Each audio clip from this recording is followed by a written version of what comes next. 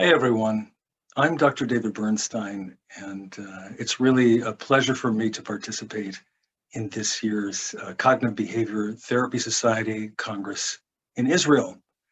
And the topic of my lecture is going to be on building strengths in personality disorders.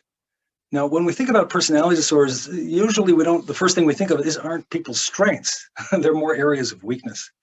These are patients who have a lot of trouble, coping in their daily lives, at work, at home. They often have a variety of associated problems like substance abuse problems or problems with aggression, other kinds of issues, social isolation.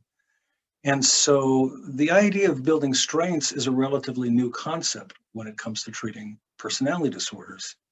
Now, in this talk, I'm going to be presenting views on human strengths from a number of sources, including positive psychology and schema therapy's concept of the healthy adult mode. And I'll be presenting a new integrative model of human strengths, the 16 strengths model that I've developed. And it's a model that has a kind of strong theoretical foundation, but it also has a lot of practical value. Because in the work that I've done, I've become increasingly struck by the fact that even in patients who are struggling in their lives and patients where, it's natural that we're going to be looking at their areas of difficulty, that fairly early in the treatment process, we can begin to present the idea of strengths.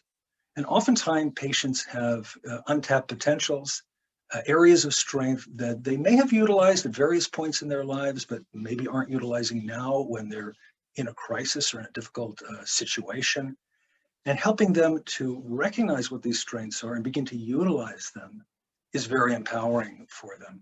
So among other practical concepts, I'm going to be talking about the idea of building islands of strength. This is the idea that even if a patient can access and develop one area of strength, it can become a platform that can help him to develop further improvements in his life. So I'm hoping that this is a talk that will be, theoretical interest to you, but also of practical interest to you as well in your work with patients. So I'll see you online in Israel on the 23rd of February.